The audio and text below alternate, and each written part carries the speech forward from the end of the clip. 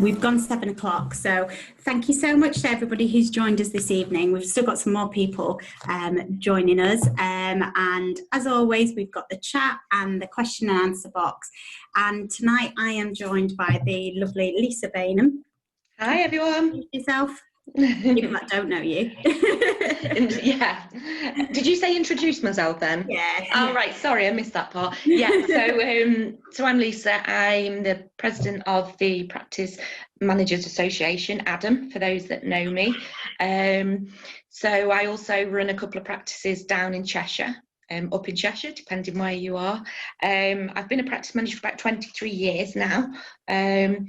There's not much I've not kind of come across. So as my role with Adam, we support probably about 700 practice managers across the UK.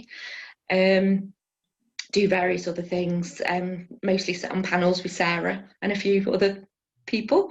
And we just try and, show the support to people, because it is quite an isolated job being a practice manager. So yeah, we just try and do our bit to help everybody really. Yeah, we were just saying there before we got started actually how there's lots of practice managers out there who don't have any support and are taking on the huge liability of trying to manage the team in the correct way, and it's not easy. And someone like Adam is a great association to be part of, because it gets support from all angles in terms of not only HR and employment support, but being able to speak to other practice managers. There's compliance, there's lots and lots of discounts available as well, isn't there? Yeah, lots of discounts. We've got some really good sponsors at the moment who've really stayed on board and supported us. So lots of discounts from different people in the industry. So suppliers, so Dental Sky. We've got Code for those looking for compliance help. Sarah obviously offers her services, which actually I think is one of the most, not just saying this, one of the most popular perks. Obviously they can ring you up and get a little bit of advice and be pointed in the right direction.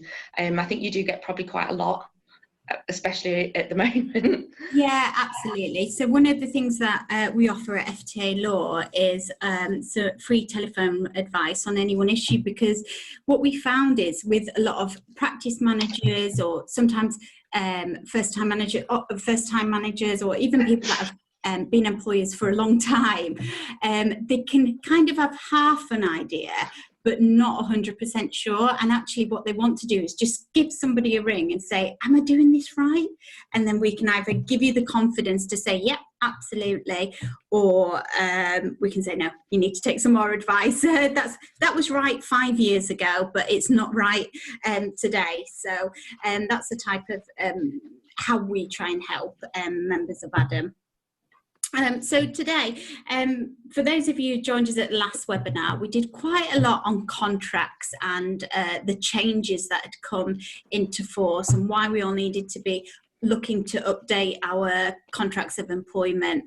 And today, because we've got Lisa, we're going to talk more about the what's happening within the teams, the kind of issues that are arising in practice on a day-to-day basis, and what's the current law in respect of that. What happens if you get it wrong?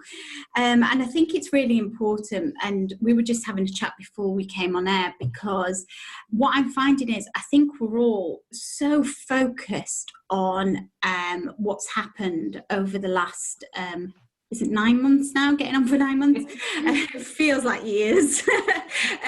We've had this furlough scheme to cope with. We've had practices shut. We've had NHS. We've had associates. There's been so much as a practice manager or an employer to deal with. But what I'm finding is that we're forgetting about the basics or the day-to-day issues and not dealing with them. And one of the things that we've found is where issues are arising is the growth of the use of WhatsApp groups. I think that has been something where I take it you've got a WhatsApp group in your practice. Yeah. I mean, it's like a what's that phrase, two-horned devil, basically. Yeah. Yeah. And I think everybody thought that this is brilliant for team morale, keeping in contact. Everybody knows what's happening, and we can keep in contact easily. But I think what happens with WhatsApps, and this isn't aimed at your practice at all, Lisa, but what I've found across the board is people are becoming, it's quite an informal way to communicate. So I find as though when you should have your employer or manager hat on, we're forgetting about that, and we're slipping a little bit because we're using WhatsApp and it's informal, and we speak to our friends and parents and so on, don't we, on WhatsApp? So it's a different vibe that people are speaking, and I think that can be a little bit of a problem. But also the amount of messages, I mean, how you keep up with it, and the timing of messages. I mean, have you heard anything from the managers that are part of Adam, and what's the vibe out there? What's it like at the moment? Yeah, I think you hit the nail on the head, really. Whilst it's great, and there's not that many other ways to be able to get information across quick to the whole group. I've heard people saying that there's certain people in teams that have asked to be removed. So you've got that question of, if they've asked to be removed, is that okay, or would you see that as them being uncooperative? We've got to remember that ideally doing it inside work hours is the way forward. And I think, as you say, people push them boundaries, and I've heard quite a lot of people talking about things, doing it at night time when it can wait till the next morning. I think if you don't have a written, there's another policy for someone to do, a written policy, and it is possibly something, Sarah, I mean, you'll obviously advise better on this, that could be involved in your staff handbook, I suppose. But what I'm finding is, you've opened the gates to people to put on what they want, and you've got a group that might be, we've got a COVID group in my practice, for example, and it's really important to make sure that the COVID and your SOPs stay in that, and anything fun is perhaps in a different group. And I know you end up with like loads of different groups, but it needs to be pigeonholed and appropriate, because I think you can also get into the inappropriate language. I don't mean swearing or anything like that, but some would obviously take offence. But how you would expect maybe one of your team to respond to you, it comes out in a different language altogether, and you've still got to get that respect as you have with them, and kind of like you say, how you talk to your friends or family isn't how you should be directing into your team. Yeah, and I think also as a manager or an employer, if you're part of that group, you're never switching off, never, because you'll always be watching what's happening and what's going on. And there is some case law to suggest that if you are working out of hours, so a WhatsApp group, for example, and there's lots of messages going off at 9-10 o'clock at night, and it's all about work, and it's a formal chat about what the procedure is tomorrow, that could still be classed as working time.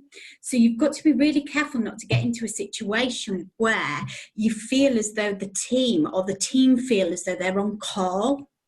Because then if they start claiming, well, I'm constantly working, I'm on this on-call type situation, you've got all sorts of issues about when are they getting rest, and whether you should be paying them.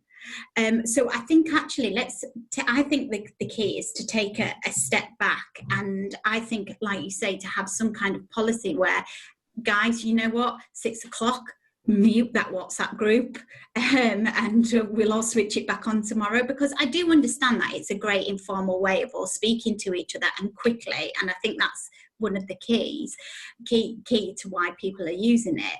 But I think it can cause a lot more problems for people in the long run. And I think also, if you've changed your way of communicating, then this informal WhatsApp group, in terms of you need something really formal to come across and really important, and let's say you put it in the WhatsApp group, that's not going to be accepted in the same way as a formal email, or team meetings are a bit more difficult, aren't they, nowadays? But however you used to communicate, I think we've gone from one extreme to another. So I think WhatsApp groups and other types of groups shouldn't just stick with WhatsApp, should we? But I think they are actually something where we need to start looking at being more controlled and going back to how we used to be. Is that, Yeah, I think you'd agree with that. Yeah, completely. I think the other thing is, it's the same policy sort of like when you get patient leaving reviews on Google and Facebook and things. Sometimes a member of your team will put a comment on about something or ask a question about something, and sometimes it would be a natural instinct to respond to that, but you might be actually going into something that is a bit controversial and could turn around and bite you on the bum. So I would always be cautious to, okay, so just because they put it out there, it doesn't mean that they want you to then air that all the dirty washing. And I think it's really important then to come off that, message them directly, let them know that please do not put that on the public forum, on the team forum. That's something to have a one-to-one about. Some people I know, I have come across people some people want to put it out there and have the drama and the arguments. And I think as the manager, we need to take a step back and go, no, that's not appropriate. We're not doing that. We wouldn't do that in the middle of reception in front of everybody. So we're not doing it on WhatsApp group in front of everybody. And I think they just push the boundaries a little bit sometimes. So I think you do have to be quite strict about it, definitely. Yeah, definitely. And I think one of the things that's evolved is because we're using WhatsApp and other sorts of mediums to communicate.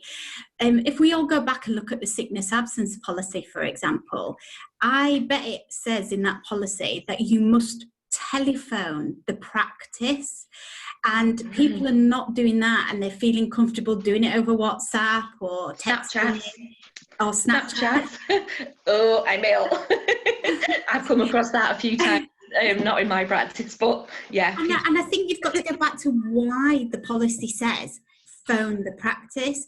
It says that because it's much harder for an individual to pick up the phone and speak to somebody in terms of if they're just trying to have a duvet day and not really sick. It's much harder to do that over the phone to somebody, as it's easier to do it over WhatsApp or social media, because you don't hear the tone, you don't hear the intonation in the voice, you don't get an instant reply, do you? As if you have to phone and do it, you will know. Both parties will know at least the tone of the voice and whether this person really is sick, and they'll think twice about it if they have to phone in. And I think go back to your policies and procedures and have a look and see what is the sickness absence policy in respect of that. So also what I'm finding is social media is just absolutely becoming a bit of a nightmare, and you'll see this because you're on Facebook and Instagram. Yeah. And so am I, and don't get me wrong, I think it's a great forum for sharing information, but what I'm finding is I'm dealing with so many breaches of confidentiality, because people have gone to, let's say Facebook's quite a popular one, for information over this period, because we had to, that was the place where we went to get information from. But now what's happening is people have become so relaxed about it that I've seen managers put information on Facebook and ask queries into an open group about members of their team because they don't know where to go. So I'll give you an example that I saw today. Somebody had asked for an example of a rota. So they must have wanted, and somebody said, yeah, I've got one. Here's my spreadsheet, and did a screenshot of their spreadsheet that they use for their rota, and they'd taken the names out and replaced them with initials, or maybe that's how they do it, with initials. But for anybody, it would be so easy to see to do a quick Google search and see who those people are, and what a breach of confidentiality in terms of letting the whole world know when people are at work, letting people know their times when they're rotated in. That is a breach of confidentiality. And I'm finding that people are going on Facebook and asking queries and questions because they probably find it comfortable to do it in that manner, and yet it's going to trip people up in the long run. Have you seen anything like that out there? Yeah, I think, you know, they're doing it with good intentions. I get that, and like you say, sometimes they feel like they've got nowhere. Where else did they get this information from? And I think it's just a case of, don't think it's pride. You know, they forget again. We get so used to these forums, and it does not take much for somebody to find out who's who, or one of your team to have a look at it and take offence by it, or raise a grievance from it if they're like, you know, if they're in mind to do so. It wouldn't be that difficult. And like you say, people screenshot things, and you've just got to be so careful. I saw one about where somebody had put on they'd actually gone on and said, oh, my dental nurse is pregnant, what do I do about they'd actually gone on maternity. That was it. They'd gone on maternity, and they said, what do we do about training while she's on maternity? She's saying she can't come in for this training day, so shall I make her pay for it herself? And I do understand where that individual was coming from in terms of what's the correct thing, what's the law. And what had happened is, well, you could easily identify probably who that person was if you were so minded to go and Google and find out exactly who they were. But also then what had happened is everybody had an opinion on it, but nobody gave the correct advice. Yeah. And I did reply to that, because I did say, look, just take advice here, because you don't want to be in a situation where somebody has a detriment because they're on maternity leave. So if you don't pay for their training when you ordinarily would have done, then actually we're getting into discrimination here. But the comments before were people's opinions rather than what the correct thing to do is. And I understand that everybody's got an opinion, but it just worried me that that individual may have then gone and relied on that advice. But actually it wasn't advice, it was more of an opinion. Not a great place to be as a manager or an employer. No, I mean, you've heard me moaning, and you know, I think the forums can be a great source for people. And this isn't an ad and plug by any means, but the practices can come to us and do a help a colleague, and it's anonymous, so they can ask the questions, not in public. If there is something sensitive. The other thing to remember is a lot of these sites are run by admin with a lot of experience. Just ping something to them to put anonymous, you know, get it, they'll put that out for you if you really want to go down that route. But again, like you say, remember, a lot of the time it is an opinion. And the nice thing that I'm proud of with Adam is that the sponsors and partnerships that we have with people, I mean, as you know, none of us, all the practice managers, we have to be, to a certain extent, doing HR compliance, marketing, shoulder to cry on, counsellors, whatever we need to be, you know, even accountants, you know, in some cases, doesn't mean that you have to take that completely on your shoulders. You know, go to these people for that specific advice, because you can't be all of them things. You know, you can't be one of them things in most cases. And the source that you're getting it from and the source that our members get it from are genuine. And one thing that I really am quite proud of is that a lot of them are people I actually use myself in practice. So it's not like they're sponsors and there's anything for me to gain. It's literally, I can recommend people because I use them myself. And it's getting that that good source. And I know it's difficult because I know there's some practice owners and principals that may not buy into that investment. But if you can put forward some sort of business plan, which they're really easy to do, to show them the benefits of it, I do think it's something that as practice manager you should look at doing, because now more than ever, you know, there's sticky situations, be it, you know, HR, employment law or compliance. We can't afford to get things wrong at the minute. Absolutely. And I think as well, it goes back to, have we forgotten about our social media policies? So I would always advise clients to have a social media policy in place, because you're controlling what goes out there. So if you've got, for example, a member of staff who is asking questions or putting things on Facebook, I bet your social media policy doesn't allow you to do that, because actually, as a practice owner, you would want to control the reputation of what your practice looks like to the outside world.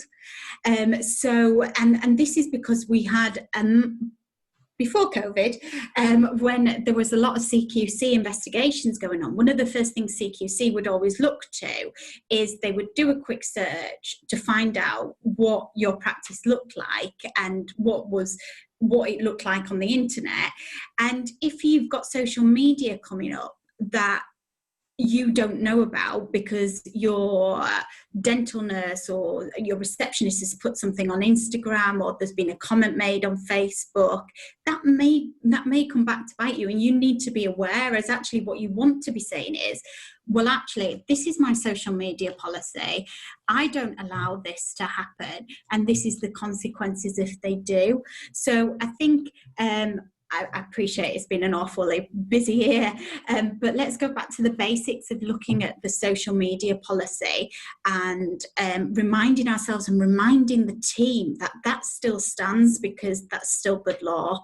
What you'll have been doing before will still be what you will want to do now, even though we've become a bit more relaxed with things like social media and webinars and so on. They are looking, yeah, and you know, I've had a few conversations with CQC. They do look. You know, everybody's looking. Be it, you know, your team, everybody is looking. I mean, I do the judging for a lot of the dental awards, and I spent the other day looking at practices that dented best patient care. So I'm there on, you know, looked at their entries, went onto my phone, looking at their how are they treating their patients, what are their reviews, and you want proof that things are being done properly, and it's quite apparent sometimes, especially with social media, if things aren't quite right, and you are judged on that now, not just dental awards, but like you say, CQC, and if you don't have very specific boundaries with your team, it will go wrong. Even with boundaries, it will go wrong occasionally. But if you've got that set up and it's very clear as to what can be done and what can't, it's a lesson that a lot of people have learned the hard way. Yeah, definitely. And I think what as an employer or manager, you are responsible for the actions of your staff.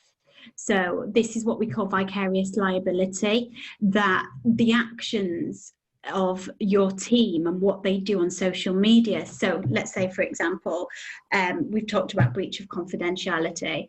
And let's say practice manager asks a question in this forum. It's really easy to identify who she's talking about.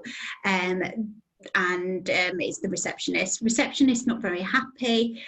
She goes back and raises a grievance or even an employment tribunal claim because of it, and it's not enough for the employer to say, or practice owner to say, wasn't me, I didn't know that was happening, because actually you are liable for the actions of your team and your staff, and the only way you can protect yourself and have a good defence in those circumstances is to have a good policy in place and make sure that everybody is aware of that policy. So don't just file it away, make sure that people know what the policy is. And I think now may be a really good time to remind people of the policies and procedures.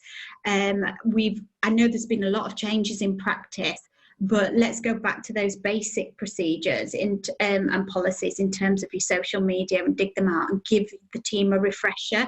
Is that something you've been doing? Or yeah, I think it's a constant thing. You need to, there's a lot of cases that I hear about where a patient has consented, we've done the whole GDPR thing, and we've maybe got some clinical case studies, or some even like testimonials and things, or pictures maybe, not so much now, and the practice has posted them, and then you sometimes have team members that share those things, and you've got to have your policy really watertight to make sure, because obviously as we all know, the consent is quite specific. So okay, so a patient may have given permission to the practice to use this photo or before and after, whatever, but technically, it could be that they haven't then given permission, Jenny, one of your team, for example, permission to share that to her account, and maybe she's put some comments that it's just, you need to be watching what they're doing if you're unsure, and again, like have this really specific policy, because that does happen quite a bit, and they've done it in a proud way, they're trying to show off and they look, we're a great practice, but they need to know the boundaries and what they can and can't do, especially when it comes to the patient consents and pictures and things like that, and even testimonials. It's quite easy to identify patients sometimes, even if you sort of just use their surname or something, and your team would do it quite innocently on occasion. It does happen. Definitely. So something that we've already touched on, and that I'm going to come on to, because I'm finding, again, advising quite a lot on this in practice, and it's quite a big topic, is to do with sickness absence.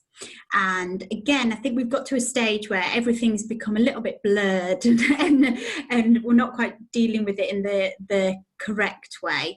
And I think coupled with that, I think quite a bit on lateness as well. Again, because I feel as though what we're doing is we're focusing so much on COVID and furlough coming to an end, and what is that job support scheme, and what does that mean, that we're actually forgetting about these basics. So the first thing is we've got to go back to the policies.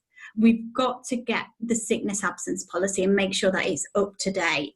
And in respect of sickness absence, there will be a procedure to follow, and whether that's COVID related or not, that policy should still be followed, to my mind. There's nothing saying, oh, it's COVID, you wait it, it's okay, don't bother phoning the practice. It doesn't work like that. That policy should still be followed. And there is the difficulties with COVID and self-isolating, and there is SSP in terms of providing it if it's waiting for a test result, or they have symptoms, or they've been told to self-isolate. But then we also have this other SSP with waiting days and enhanced pay sometimes we provide to the staff, and we've still got to follow that. And I think we've got to be so careful not to mix up sickness absence with things like time off for dependent leave and emergencies for childcare, which again is another huge issue, and I think we're going to see more of it, especially with the half-term holidays coming up, in terms of do they get SSP for that? That's the kind of question I get asked. And if you went back to your policies, if you look at the time off for dependent leave, whether they get paid or not will depend on what your practice provides to them. So you don't have to pay them for time off for dependents. So if they've got childcare issues, that can be unpaid leave. that's not to be mixed up with sickness. And I'm finding that some people are coming and saying, oh, look at all the time they've had off, and it's sickness, furlough, childcare issues, and it's all mixed up together. And I think it's really important that there's a very good, clear spreadsheet about why people are actually taking absence, and making sure that there are very clear reasoning for that absence. And I think we're missing that a little bit because we've got so much on our plates as a manager. Yeah, I agree completely. And I think, like you say, yes, we've got the COVID cloud above us at the moment, and it's very easy to, many of us used to do return to work when people have been off. And I'm not saying you have to separate it completely. I mean, what we've done is kind of merged a return to work, but included some COVID sections on it as well, so that can be, you could go on forever having, I don't know how many, but I know that I got my template originally from you, and we've just adapted that slightly to be, with the change in times, as we have with appraisals and COVID reviews. We've kind of put these things together because that is the normal now to an extent. And like you say, yes, we can't forget about the original things. We can't do a COVID team review and forget about appraisals, but you can combine those things for the new world. But the sickness side of it, I do think it is all a bit of a jumble for a lot of us. So sorry. Oh, yeah, definitely. I think that you've touched on something that's really important there, the return to work interviews. So the type of questions that should be asked in a return to work interview, whether it's COVID related or not, are, first of all, are you fit to be back at work? That is so important, because if there is somebody who is not fit to be at work, first of all, it's not very nice in the dental environment, is it, to have somebody who's poorly or looking over patients. But also, you'll have insurance issues. So if you're on notice that that person is not fit to be at work, and then something happens in the practice, there will be issues with your employee liability insurance, because you knew that they shouldn't have been there. So first of all, if they're not fit to be at work, that's the first question you need to be asking them. Secondly, you need to know, you can ask if they're on any medication. That's not a problem asking that. Some people get worried that they're going to be invading their privacy. But again, you can ask that, especially in the dental environment, because the medication may have consequences. And if those consequences are things along the lines of they shouldn't operate machinery or something, then you need to know about it. You also need to know exactly, try and dig into what the sickness is, and I think that's really important, because especially now, because what we need to know is whether they're sick because of a genuine reason, or actually they were nervous to come back to work because of the lockdowns, or they actually felt sick because they may be pregnant. Or it may be that the associate is bullying them and they don't want to come to work on that day. And then you can deal with the different scenarios in a different manner.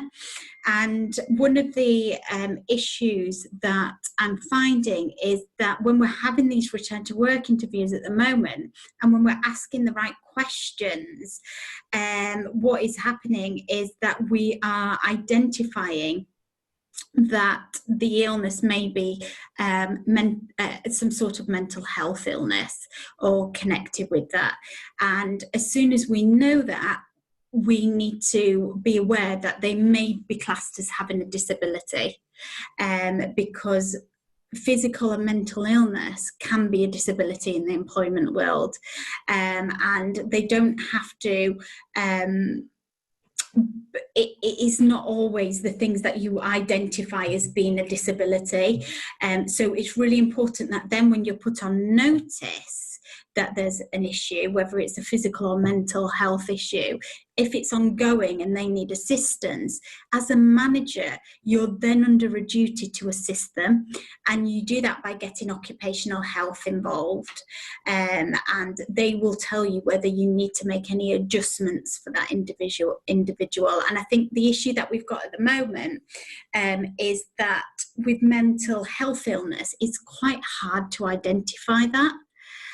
So for you and me, Lisa, we can't identify what that means. It has to go to somebody who's clinically trained and can tell us whether that is a disability or not. So for example, somebody saying that they're suffering from anxiety, I totally understand and I totally get in this situation, because I think a lot of people are, because there's so many changes and so much happening. But is it anxiety to the point where they're suffering from that long term, and is it a disability? And then as an employer, are you under a duty to make adjustments? We'll only ever know that from sending them to occupational health.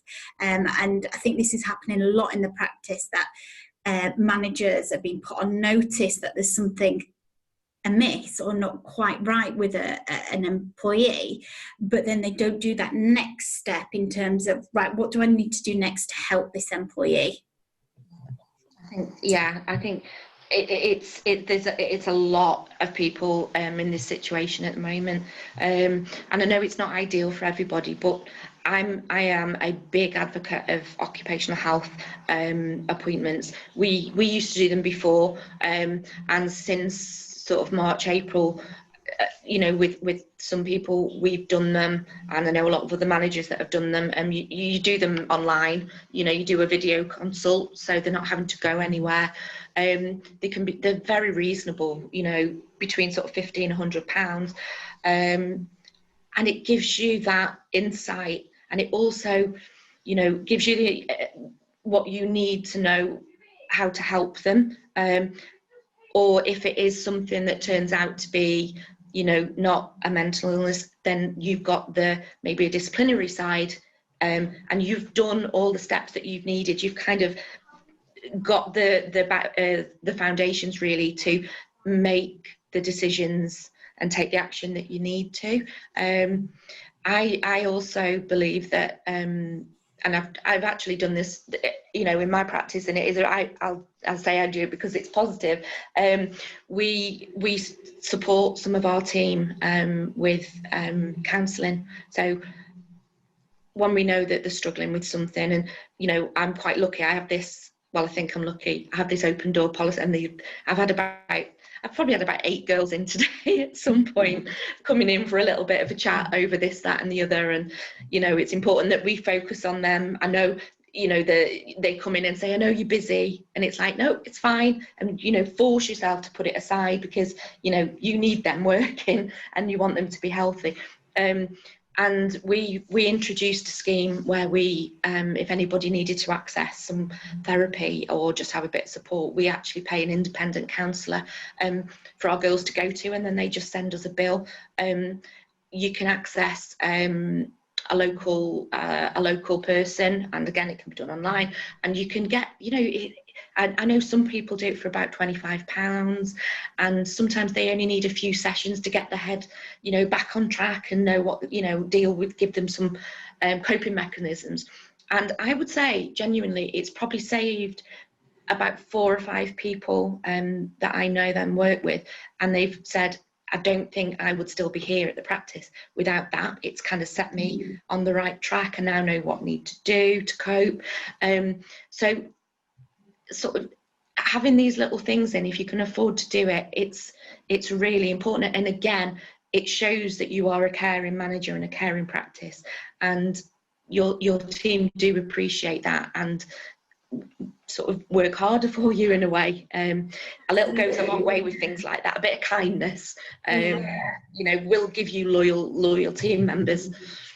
Yeah, absolutely. I mean, one of the focuses of the Good Work Plan that came into force on the 6th of April this year was looking at the health and stability and of the staff and the guidance said the focus was on mental health in the workplace, and the advice was, make sure you've got a mental health first aider in the practice, because I think we all take the traditional first aid courses, but actually being able to identify and taking it that step further is really important. And I think if this ever went to an employment tribunal, which I always think about, like, worst case scenario, you have an individual who has a physical or mental impairment and it's a disability. And this is the situation which most people get themselves into. What happens with the member of staff is they're probably underperforming, or something's happening in the practice which is different, which makes you think, I need to start disciplining this member of staff, or the relationship's broken down, it's not quite right. And then what you do is you start going through formal capability or disciplinary procedures, which you within your rights to do, but you do that without the benefit of medical advice. And that's where people go wrong, because then if their employment is brought to an end and you end up in a tribunal, they will claim disability discrimination on the basis that they've lost their job, and you never did anything to support or help them in those circumstances. So sorry, fireworks. Let me mute myself. Oh yeah, we're nearly, what happens then is when you go to an employment tribunal, the judge will say, you knew that this person was suffering, you knew they were different, but you never sought advice or medical advice in respect of it. And the difficulty is that as an employer or a manager, it is constructive advice. So not only are you put on knowledge, but if you ought to have known that there was an issue with that person, it will be deemed that you knew that person had a disability. So really, really important that if somebody has a different attitude, or not working properly, or they say something in their return to work interviews, that you take this next step to find out more information and to find out whether you should make any reasonable adjustments. I've just had some questions. So the first one is, should every return to work interview take place immediately on the first day of work? I would always say yes, it should do. And also what you can do is you can maybe escalate how you deal with those return to work interviews. So if you've got somebody who's not sick very often, it's a one-off, you may wish to send them the return to work forms via email and ask them to complete it before they start work in surgery. Absolutely no problem with that. If they're then off again, then I would advise you to be sitting down with them and filling in the form with them. Or if you've got somebody who's constantly having some sort of sickness, I would definitely recommend that you have a meeting with them and do it on a one-to-one basis. I think people definitely respond better to face-to-face meetings, and you'll get more out of them. Is Lisa back? I'm so sorry. Not really sure. I think the internet's gone down. And then the next question I've got is, what about if we know a staff member has been struggling on return following an operation, but in the return to work interview will not admit it? Can you force them to take additional time off for recovery? Well, if you have health and safety issues and do not believe that somebody should be in the workplace because of that, there is an argument to say that you should suspend them on full pay pending their recovery.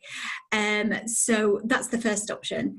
The second option is to set up an occupational health consultation and see if they are fit to be at work or need any adjustments.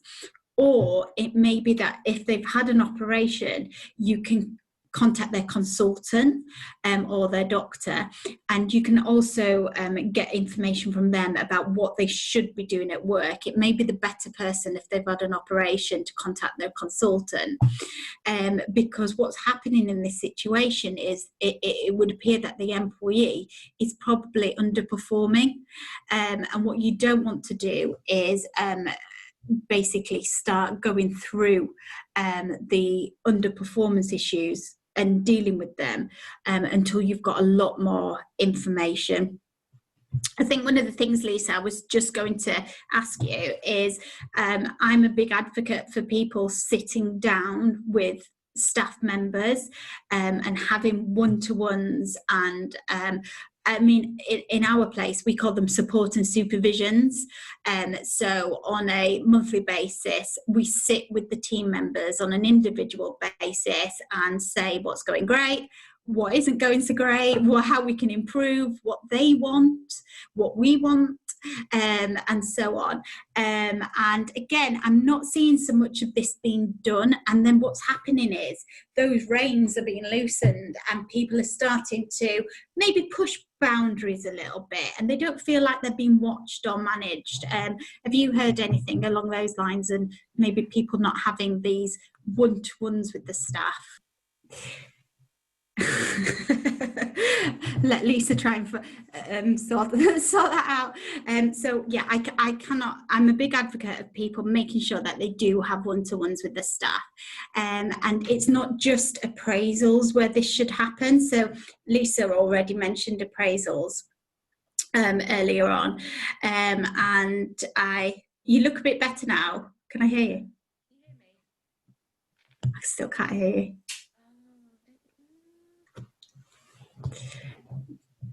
So the appraisals will happen once a year, and that will feed into your support and supervisions that have happened throughout the year. I think you can be heard, but you're very, very quiet. Okay, is that better? Oh, you're back! Yay! Moment of panic over. It just sent everything on. Yeah, I was just saying about how support and supervisions throughout the year, or the one-to-ones, should feed into the appraisals. I hear lots of people leaving the appraisals as the time when they sit down, but that's once a year. And I bet a lot of people haven't even done appraisals this year because it's the same. You know, I know a lot of people haven't done appraisals in the same way that they're not doing audits. And I know how much workload we've all got on. But these, think of these as heading off problems before they happen, which we really, really need at the moment. We need everyone to be okay. And I've started doing, for the last few months, take a little bit of the workload off yourself. I give my team a review form. It's a check-in. You call yours supervisor.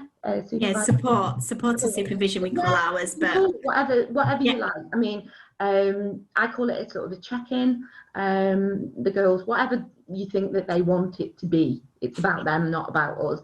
And I give them a form and ask them some specific questions, like you say, what's going well, what's not going well, do they have any solutions? Don't expect them just to have moan.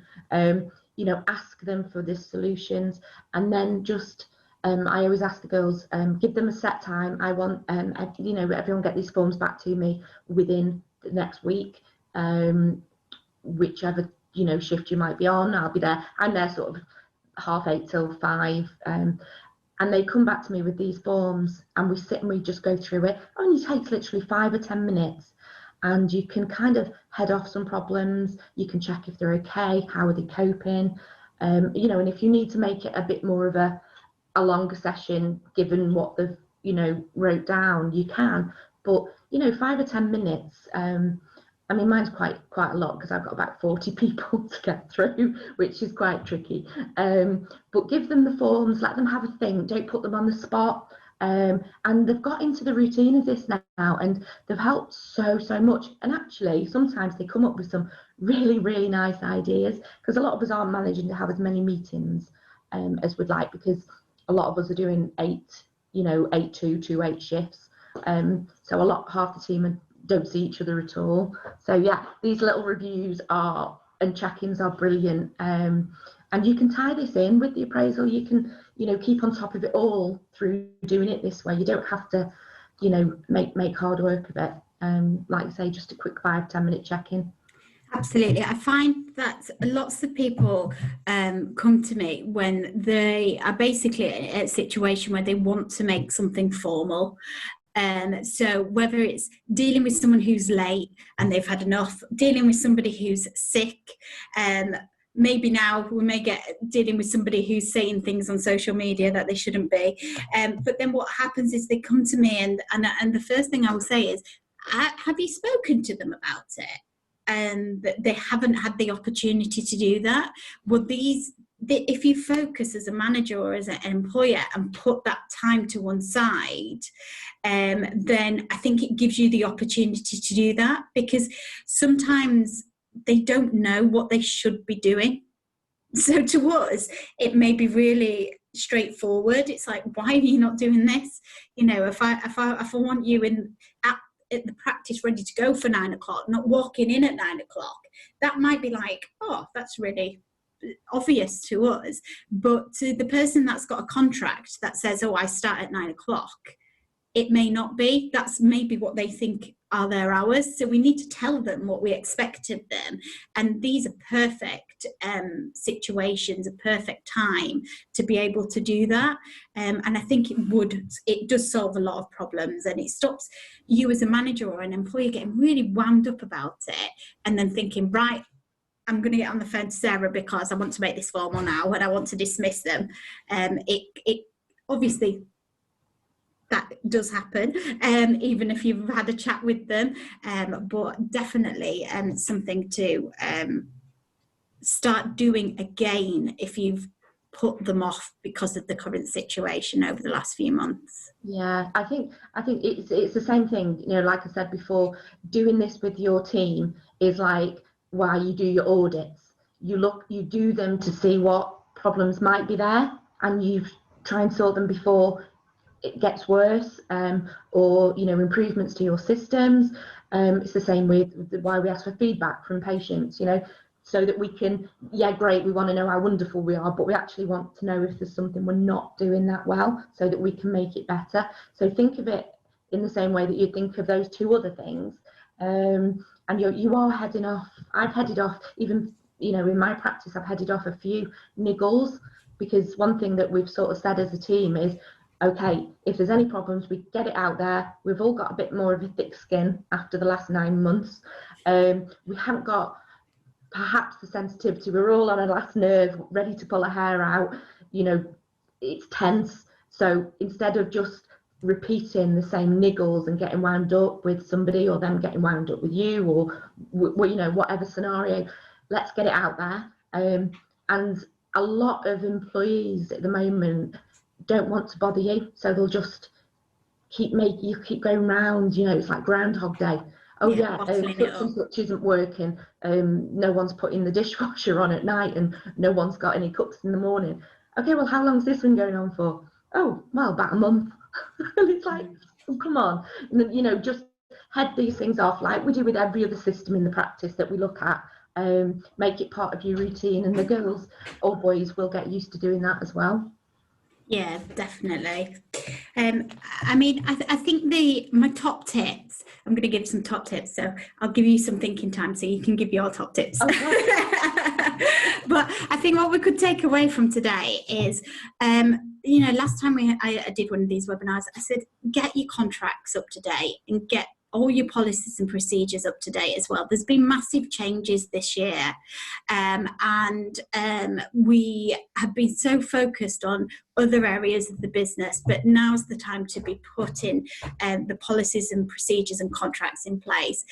But I think from today, it's got to be go back to those policies and procedures and consider them, and actually, have we maybe are we not following them, and why are we not? So, and if we're not, do we need to adapt them so that they work for us, but work for us within what's right for the team and what's lawful? And if so, we need to get them amended, or we go back to basics, really. Go back to pre-COVID and just think about, what was I doing for people who were sick? Or what was I doing when someone was late? Was I doing the right thing? What was I doing with social media?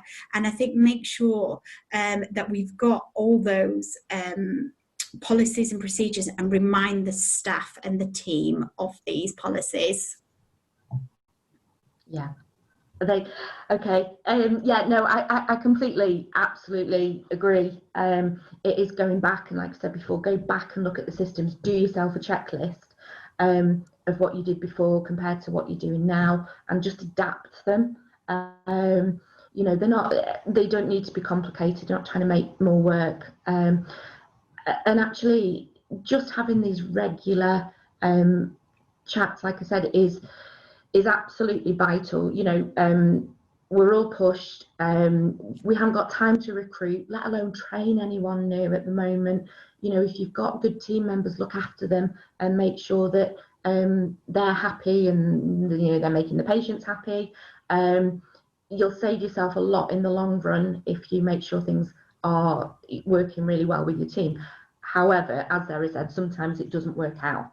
And I think one of the things that I know a lot of other practice managers and myself have experienced is sometimes you can't make a square peg fit into a round hole.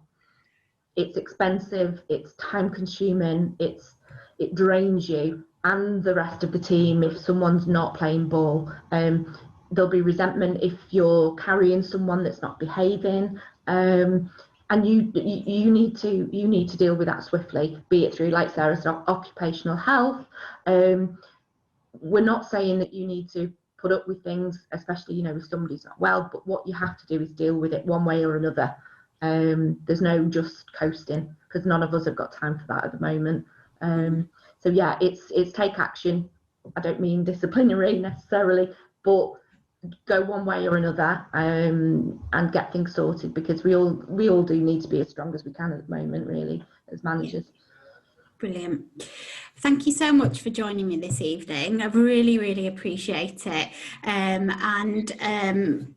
We've put the Adam website in the chat box, so if anybody does want to consider joining Adam, then you can click through and have a look at the website and all the promotions and offers that you get with being an Adam member. 2 weeks today, the 4th of November, same time, I'm going to be joined by some of my team who deal with disputes, because we have just got so many disputes in terms of associate disputes. What do we pay them? How are we paying them correctly? Are they self-employed or are they employed now? What should be doing going forward? What should their associate agreement look like? We're dealing with quite a lot, so we really think it will be a good topic that we'd like to share with you. So do come back and join me 2 weeks today. Thank you so much, Lisa. Really appreciate it. I'm sorry about the dogs and the fireworks. It's okay. It's doing things from home, isn't it? It's there's nowhere to hide. Yeah, exactly. But if anybody's got any queries or any questions and they haven't got around to asking tonight on this webinar, please feel free to contact me. It's sarah.buxton@fta-law.com, and I'd be more than happy to contact you back. So thank you so much. Thank you. Thanks for having me, everyone. Good night. Bye.